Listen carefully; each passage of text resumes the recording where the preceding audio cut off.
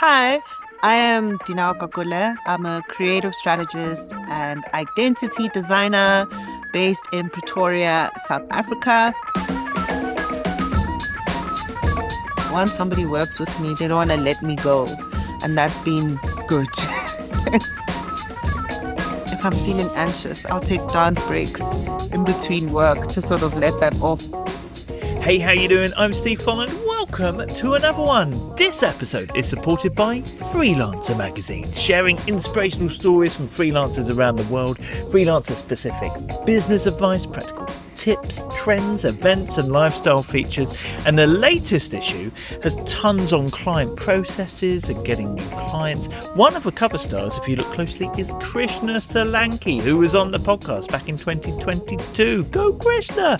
Anyway, get your eyes on Freelancer magazine for yourself. Head to freelancermagazine.co.uk to subscribe. There's a digital version too, but if I were you, I'd get those sweet glossy pages in your hand. And right now, let's find out what it's like being freelance for creative strategist and identity designer Lineo Kakole. The necessity to really look at work-life balance as something that's going to have to be designed by me and not a gift at the end of being the best brand strategist and identity designer to ever live. Slow down. You can't rush. No one is following you or chasing you. You don't have to become Forbes 30 under 30. Yeah, we're off to South Africa to find Dineo and her story coming up. This is the last episode before a quick summer break for me. We've had so many amazing stories already this year. If you've not heard or watched them, because there are video versions, do head back, check them out, all of the ones you've missed. I will still be there in the community though, so join us at beingfreelance.com. Co-working continues. Also, I'll be doing the newsletter. If you're not signed up, get on it, beingfreelance.com. But yeah, quick chance for me to catch my breath, eat too much ice cream, and then get ready to go again with more episodes back in September. But let's not wish this one away. It's winter where she is, after all. We're off to Pretoria to chat to creative strategist and identity designer Lineo Kakole. Hey, Lineo! Hi, Steve. So happy to be here. Thanks so much for doing this. As ever, how about we get started hearing how you got started being freelance? It's long. I'll tell the whole story. I happened to attend a high school that shared physical grounds with a design and art university. So I don't think it's something that I actually would have taken seriously, but because I was able to see sort of the varsity students while I was in high school, I think that's when I decided that, okay, this dream of being a fashion designer could be a real job. I ended up studying product design, and after my product design degree, I went on to be a youth pastor at a local megachurch. So no product design. I started as a youth pastor, managing the television department. We were producing a weekly TV show, email marketing, social media marketing. I was even choreographing like dance routines for live production shows. You'd be so surprised how much of working at a church is actually like working at a full-on marketing agency. So plunged into a whole world where I'm managing so many responsibilities, teaching people how to do film. Mind you, my degree is in product design. Eventually, I suppose it got a bit too much for me doing all of that. And I just had a desire to actually have a career in design. I love fashion, I love beauty, hospitality, and I just didn't see how me being a television director at a mega church is gonna get me on that path. So I resigned, and when I was trying to get a job, no one would hire me because what do? You study product design, you worked at a church. I found that sending my CV, it was difficult for people to place me. So I started freelancing because I quit my job. No plan, no backup, no savings, anything. So I'm like, I need to get clients. I'm going to post to Instagram just about this process and journey of freelancing and trying to connect with people and do brand identity design. Because also at the time, UX, UI or product design is quite big. The quickest thing that I could get was, okay, I'll make you a logo. And so that's how I started freelancing as a brand identity designer and have continued to freelance then from 2021 up to now.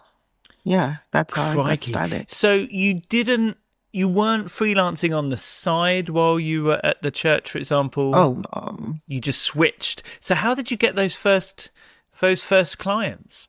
I remember taking my CV and just turning it into a carousel, an Instagram carousel, and posting to Instagram and building community from there. And that's where I got my first few clients from. I also reached out to people that I went to school with to see if they had anything. So somewhere in between reaching out to my former classmates and just posting on Instagram that I am a freelancer. Here are some of my passion projects because I had no client experience. So I would literally design brands or redo popular brands and then share that on Instagram. And that became a conversation starter and way of getting my first few clients. And did you talk about the experience that you'd had at the church? Because actually, you had done a lot, multitasking, all of this, elements of it were design and communication. Did you talk about that or did you keep that? No, you see, I think I was too young to really see the value of my experience in the church. So it's something I speak about now. But when I quit, to me, it was like a midlife crisis or quarter life crisis. What do you call it? Where you're doing this church television thing when actually you want to do brand. And so I think for the first few years freelancing, it was more the dark ages of my CV. Whereas now I'm like, wait a minute. I was producing a TV show, doing, stage direction, choreography, email and social marketing. And on top of that, I was getting 60 to 100 girls to come to church on a weekly basis. That's brand building. So now, now I definitely talk about it, but it required maturity for me to see it's not one or the other. These are actually all of my skills. And working with me is the intersection of those experiences. So where would you say your clients come from today? If originally it was emailing school friends and posting on Instagram. Reputation.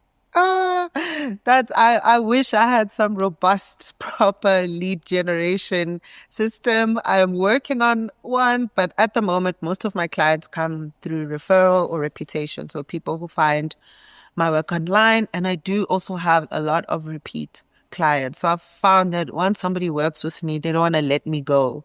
And that's been good. That's been good. Obviously, once you grow beyond that, I'm looking at partnerships as a strategy.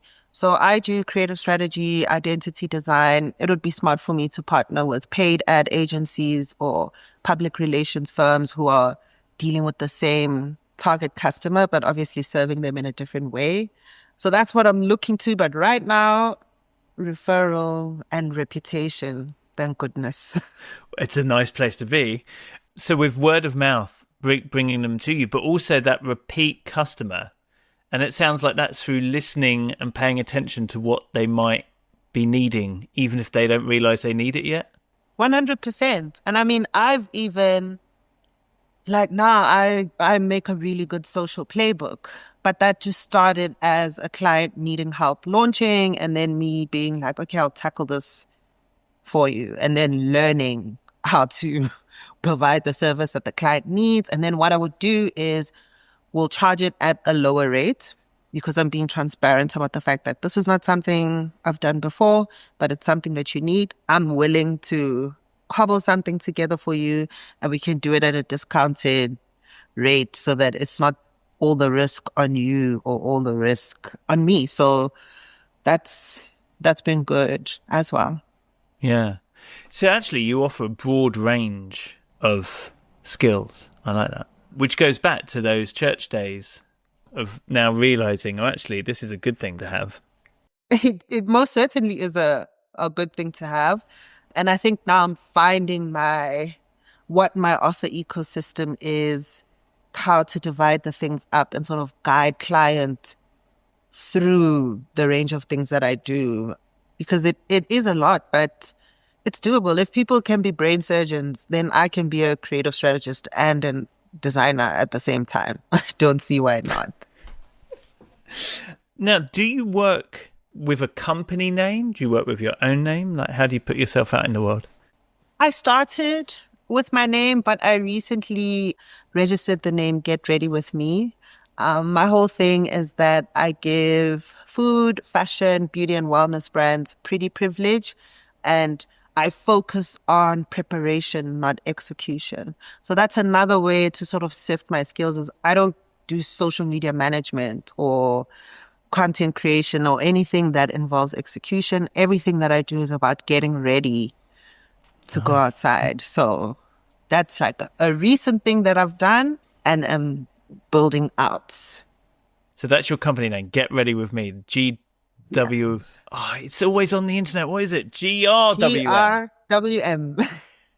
Have you noticed a difference in doing that? I mean, I just did this, so I'm not expecting to see a Okay. difference until maybe like middle of next year, like within 18 months, because part of it is also then packaging my offers to go with that. So it's only now that I'm really finding the language for what I do, the strengths that I have, and then how to present that in a way that a founder or potential client will understand. So it's too soon for me to say it's worked out in this or that way. I need a bit more time. How do you think you hone in on the language and that offering? It's through tracking what I've done and seeing what has stuck. So how this started for me was very like, I just quit my job. I need clients. So you kind of trying everything all at the same time. But then over time, you get to see, okay, what am I repeating? What's sticking? What's not sticking? I have a tagline. I should trademark it. It's twerking is my company culture. And it's pretty out there, but it's such a good barometer for finding people who will vibe with me and the way that I work. You know, if that's offensive to you, then we're not going to be a good match. But that's something because I take dance breaks. If I'm feeling anxious, I'll take dance breaks in between work to sort of let that off. So it's just paying attention to the things that I do innately, paying attention to the words and the concepts that I'm repeating. For example, pretty privilege, it's a social thing, but actually that's what branding is. If I'm saying I'm going to give you your brand an aesthetic advantage. So it's just about paying attention to what am I repeating in my marketing? What am I repeating in my processes? I do a lot, right? Because of the experience that I've had, but I'm also now finding that, okay, I don't have to do everything that I've ever done before in my life. So I'm paying attention to what do I really enjoy? What lights me up? Yes, I can do the execution side of brand, but I don't really enjoy that. So I don't have to offer that as a service. Yes, I studied product design and I can design a website and build the website, but I'm not so much enjoying the building. So I don't have to do that. So working it around what are the recurring things that people need when they work with me, but also what do I actually enjoy doing? And then coming up with offers, but they're really based on my existing pattern of work. Nice. Do you have other like fellow business owners, other freelancers that you know in your area or online? Locally, I mean, I'm from South Africa, and I think brand or branding is not as developed here as an industry as it would be in places like Berlin or London or New York. I find that a lot of creatives here are more illustrators. There's not a lot of, I call myself a business designer. I don't know a lot of business designers locally. I have worked with some. There's Oyama. Her name is Oyama. Her studio is called Studio Maduna. She's a really good brand identity designer locally. Internationally, you're now putting me on the spot. I'm just wondering whether whether you feel like who you're learning from, who you're talking to, who you're Ah, able to feel like you're not the only one going through. maybe it would be easier to just say who inspires me, because the people I'm learning from, I don't know them. I don't know them personally. So I have a lot of designers that I know locally that I've brought onto projects, but in terms of learning, because South Africa's brand industry is not as developed, I take a lot of inspiration from overseas designers. I really love Jessica Walsh of And Walsh, and I love Lotte Nieminen. I love how they also have distinct styles. In branding, it's, I think it's a myth or a misconception that, oh, I have to be able to adapt to each client brief, and that as a brand designer, my strength is in the fact that I don't have a distinct style.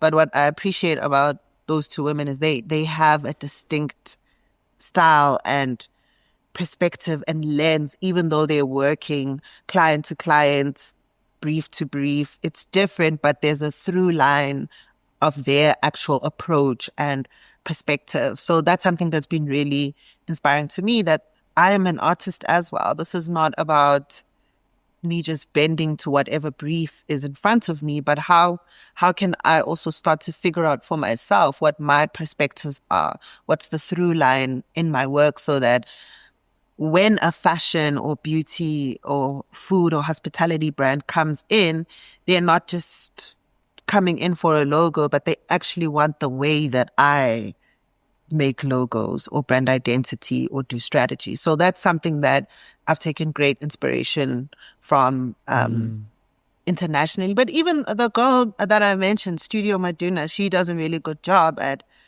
having a lens that she approaches her work and leaning into that, versus I need to forget how to have my own opinions so that I can better serve clients. Back with Dineo's story in a moment. Just want to remind you about the Being Freelance community, because one of the hardest things about being a freelancer is the fact that you're doing everything yourself, figuring it all out by yourself. But it doesn't have to be that way. There are loads of freelance communities around these days. Obviously, I would love to see you in the Being Freelance community. We do regular co-working sessions online, which are always a treat. If you are available for an in real life meetup, we do those too, including creative workshops and socials. We have online socials regularly. A show called the Freelance Disco, which is like a live podcast where one of the community members shares the soundtrack to their freelance life. You can watch the old ones, as well as loads of Q&As and more, all in the community. But more importantly, it's a place where you can ask questions, celebrate your wins, get ideas, inspiration, sense check, make sure you're not the only one. Be surrounded by people who get it. And if that sounds like something you'd like a bit of, then please do come and try it for yourself. Go to beingfreelance.com, click on community, and I'll hopefully see you in there very soon indeed. Right now though, let's head back to South Africa and to the story of Dineo. And how about the way you work? Do you work from home? Do you have an office? I work where from do you home. work? This is my office. This right here. I work from my couch. I find it so much more comfortable than a desk. So I work from home and I work remote. Yeah, last year I worked at Accenture Song, Cape Town though, but I did that remote as well. So I work from home and kind of manage and plan my own everything. Yeah. It would be good to have some community though. I need to figure that out. It's nice to have someone to talk to. That's one thing about the office. But yeah, otherwise I work from home. How do you find the work-life balance side of things then? That it's only coming right now. I think last year was a very challenging year for me that actually forced me to become super intentional about that, versus taking it for granted as, oh, this will just eventually solve itself. So last year, as I said, I had an agency job, and at the same time, I was taking clients. I worked on a brand called Quickish. They're a West African pantry brand. They're actually based in the UK. So last year was working full time in bringing this brand to be, while also working as a social media art director at Accenture Song, just because I wanted to, yes, I can do social, but I wanted to experience what that looks like within a team setting. So I took on the job. But obviously, nothing was balanced in that decision. So I worked really hard and ended up burning out pretty badly, to the point where I was in a position where I wasn't able to work for about 4 months. So that was hectic. But what I did was create the necessity to really look at work-life balance as something that's going to have to be designed by me and not a gift at the end of being the best brand strategist and identity designer to ever live. So following that recovery, I started testing, how can I do less? You know, it's so easy for processes and even the expectations that you have on yourself as an entrepreneur or a creative to just bloat. And now you're dealing with doing 15 things. And I can't even remember when I made the conscious decision that this is going to be part of my responsibility. So my approach has been asking myself, when was the last time life felt okay? And I think that was high school. And then testing through lots of little experiments, what can I implement from high school into my adult life to help me be more balanced? Because in high school, you do a lot. I mean, there's academics, there's sports activities. I participated a lot in acting, dance, drama. You're playing sports, you're doing academics, you have friends, and somehow all of it fits. So my work-life balance has been looking at high school, the systems that were in place then, and seeing, okay, how can I implement that now? One that I can give is getting a paper planner. So instead of planning in a digital productivity app that has zero constraints, so I can just make a list of 100 things to do on Monday, I plan my week inside a planner like this. And not me doing now show and tell, but that's okay. I hope that's okay. And what I love about it is it's little blocks like this. So what I found is if the list is not fitting in the block, it means it's not going to fit on the day. And that's helped bring things back to reality for me, is by finding, okay, how did I manage my life in high school? I had a paper diary and I took that school diary seriously. So let's try that. And I have endless experiments that I can share on how I'm learning from my 16-year-old self. But yeah, that's my work-life balance hack, is when was the last time I felt balanced? What was I doing then? And then figuring out ways to do that now. That's so interesting. And if you're not watching the YouTube or Spotify video, the planner is like, when you open it up, double page spread, that's a whole week with 7 squares. So you can only literally fit so much into a day. I like this. Do you know the other thing that 16-year-old you probably didn't have to do? Did you have to do all the cooking or the cleaning or? No, not Yeah, you see, necessarily. I look at Thankfully. my kids and I think it's amazing how much you two get done, but then you're not doing any. You're not doing anything really. You just get to focus on this, the luxury of it. Yeah. What else did your 16-year-old self teach you? That there's quarters, it's not just a year. So again, you go from school where like, okay, there's a quarter and then there's a break and then there's another. So that's things I wasn't doing. I actually took leave for the first time in April this year, but that was the first time since I'd quit my job in 2020 of taking leave.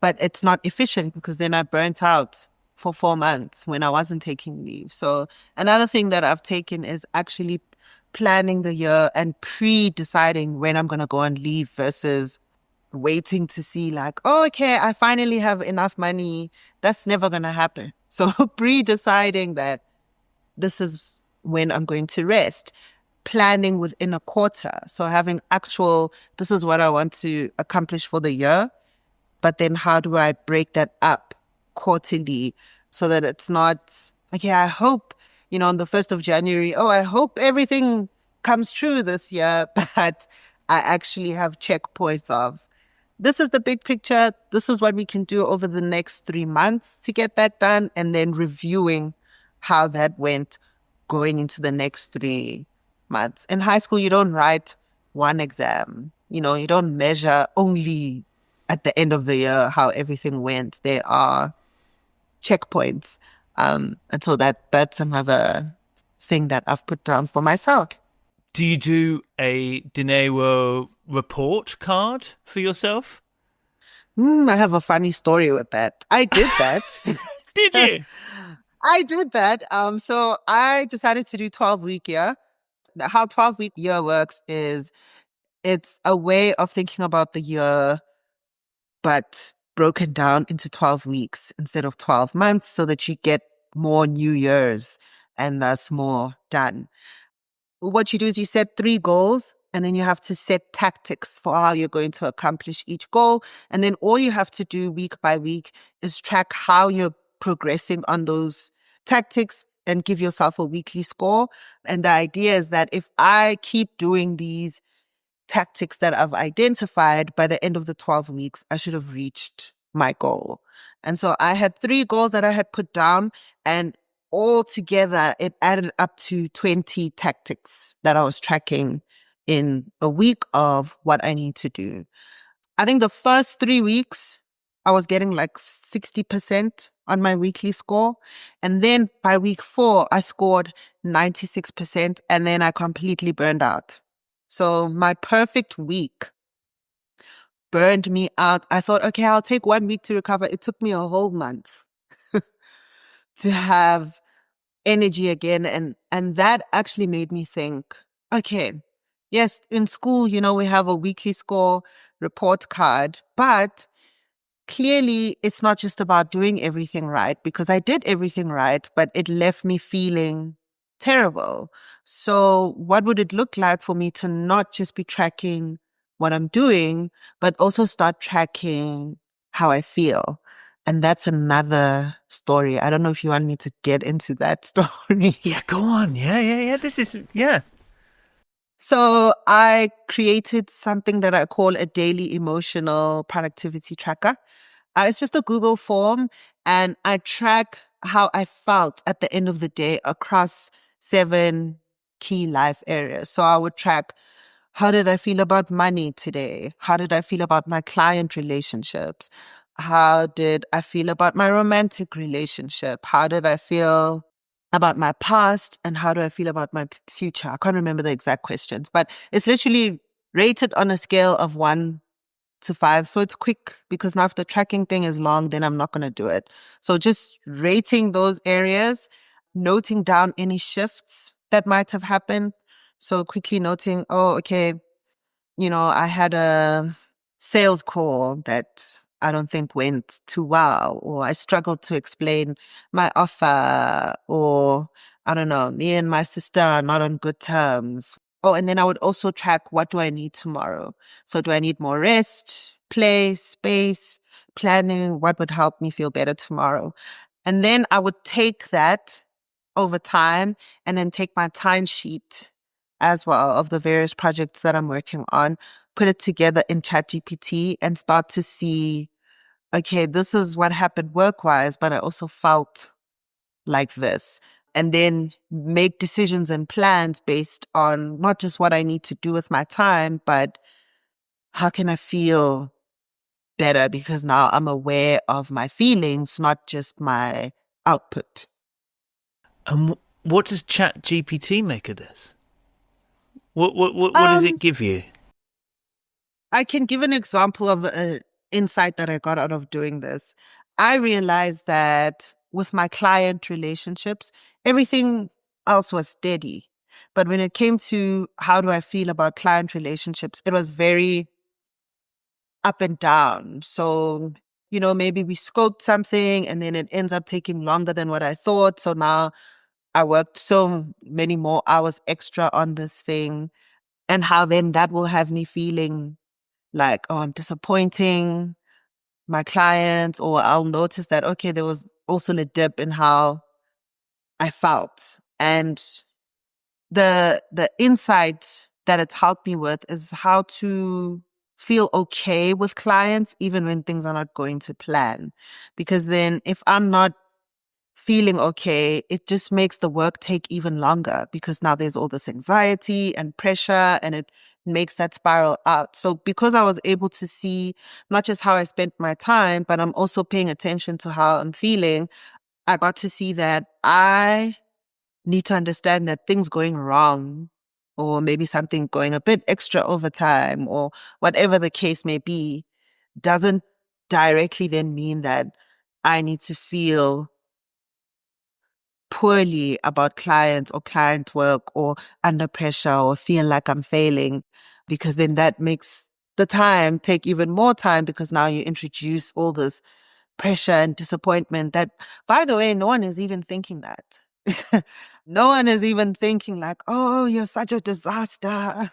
That's just me. And taking the dialogue out and putting it into Google Forms has helped me calm myself down and be more objective about the reality, and not just feel like I'm disappointing people when nobody has even said, you're disappointing me. So yeah, that's what it's just helped me have a better conversation around how to plan and get things done. And sometimes what's making you take long is how you feel. You feel under pressure. You feel like, oh my God, how's this going to happen? And then something that could have taken you 2 hours is now stretching over a week, because of the feeling of, oh, I'm disappointing the client. No, relax, communicate what's happening. Everyone will appreciate that. And I don't think anybody's expecting perfection from a human being. But you, except me, in my head. I love this combination of it's almost like journaling and therapy and data KPIs being analyzed by ChatGPT and yourself to make you realize actually all that stuff I was imagining isn't really happening, because this is what's happening. 100%. And it's allowed me to, I only work 4 hours a day now. So that's Sorry, where you we've you landed. only work 4 hours a day? Was that? Yes. Yes. That's I quite. mean, That's quite a yeah. How did you get to that point? it's to tracking how I'm spending my time and finding where I'm wasting time. A lot of, like, for instance, something that I surfaced through putting my timesheet in with my emotional productivity tracker is I spend way too much time on research. So I noted that I'm spending equal amounts of time on research and preparation as I am on designing and delivering the thing. So that means there's a lot of resistance to getting to creativity, because maybe I don't feel good enough or qualified or whatever the case may be. So me being aware that, wait a minute, research doesn't have to, you know, take up half of the project budget. If I can just deal with feeling confident and capable, then I can just show up to the work and skip all of that preamble that's really just about me feeling like, am I even good enough to do this? Yeah. And when you say you work 4 hours a day now, is that like focused work, and then there's other hours spent on the admin of having a business, or Yeah, it's a bit unfair to say. So what I've done is I limit my client work to 4 hours a day, 3 times a week. Um, because I still need to write my newsletter, which is my primary method of marketing myself now, but also have time to work on my actual business. So I think my average, if I add up all the hours together, I'm doing 20 to 30 hours of work a week, sometimes 20 in total, including writing my newsletter and working on my business internally. But I had to put a constraint on client work because then what was happening is I'm always doing client work in all my time, and it's the only thing that's happening. Meantime, half of that is going on research because I don't feel good enough to do the work. So now I have other ways of feeling good enough to do the work, like going to the gym to build my confidence, doing other things, taking up hobbies again, so that when I show up to client work, it's focused and I feel resourced and like my brain is gonna make something incredible in these 4 hours because you've got these 4 hours to get this done. Whilst you do a lot of things, you do have like a niche of clients that you like to work with. Was it hospitality? What was it? Wellness? Food. I mean, it's so all over. Food, fashion, beauty, wellness. Sometimes I say hospitality, but anything that has to do with living nice is what I would say. How did you come to realize that was your clients that you wanted to work with? I think that's what I'm naturally interested in. In South Africa, there's a big market for fintech. So if you're doing brand identity for fintech, you're going to be paid. But I am just determined to not take on fintech or construction companies just because it's readily available work. I love beauty. I love everything that has to do with beauty and consideration. And so it's important for me to work in spaces where that matters because, again, there's also lots of construction companies. If I take that on, now I have to justify why beauty matters. So I love to work where beauty is currency and already understood as currency so we can get to the work and not have me explaining why beauty is strategic. And when you say beauty, you mean the way something looks? The way something looks, feels. I could read a beautiful book. That's not necessarily like how the book looks. So I believe in beauty as an organizing principle, and I gravitate towards the industries that are built on that as well, where beauty is strategic. So you mentioned about South Africa not having the same, I don't know, degree of maturity, I guess, of brand design. Maybe I'm using the wrong word, compared to other markets such as Europe or North America. Yes. Maybe I'm saying it wrong. But what I'm wondering is, like, where are your clients? Are you finding people near you who appreciate what you're offering, or are you working with people in other countries? Like, how's that going for you? It's quite all over the place. Obviously, I have South African clients because I'm in South Africa, and even on social media, your content's going to be shown based on the location that you're in. So I do have South African clients, but I've also been privileged to work recently this year in Sydney. I've wanted to get into Australia, so I was really happy about that. I have a few projects that I've completed in Berlin, London, New York, and Atlanta. So my clients right now are all over the world, largely South African because that is where I'm based. But I want to push more into markets where branding is more competitive. I think great work requires great clients as well. So if a market is not as competitive, it's not as difficult to get customers to trust and pay attention to a brand, that kind of also puts a cap on how big or how great the work can be. I'm very interested in markets where branding really matters because, there's 100 other skincare brands that are equally just as well branded. So how are we going to approach this in a way that is going to be distinct and resonate with the people that we're trying to reach. So while I love my home country, it's become really important for me to become strategic about getting market access to spaces where branding and brand development is much more competitive. I'm repositioning myself, but it's because we love to say charge your worth, but at the end of the day, market access also matters.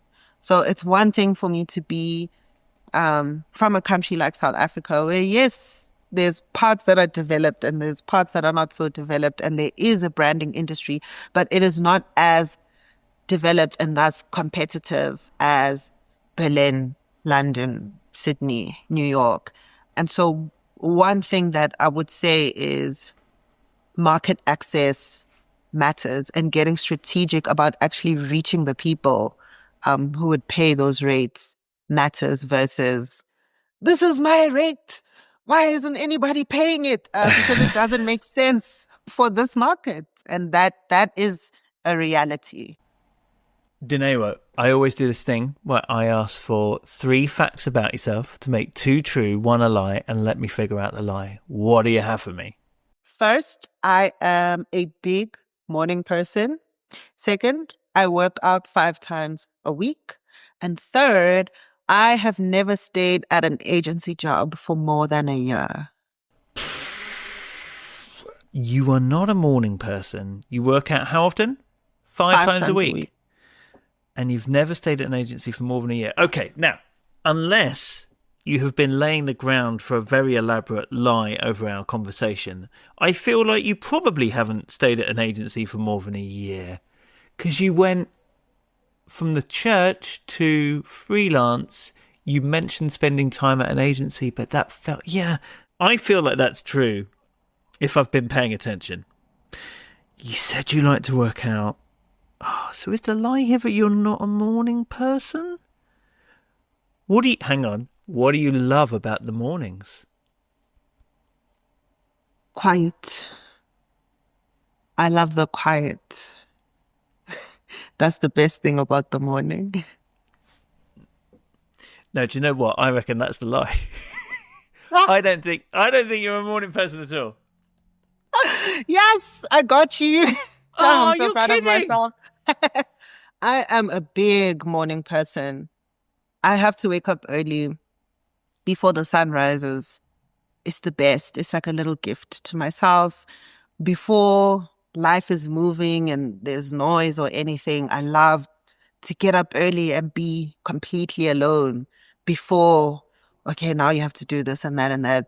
I'm a morning person through and through. The lies, I work out 5 times a week. I work out 4 times a week. Oh, come on. I do love a morning, I must admit myself. I get that. I can't always get up for them. That's the only trouble. But I get what you mean. All right, now, Dinero, if you could tell your younger self one thing about being freelance, what would that be? Slow down. Slow down.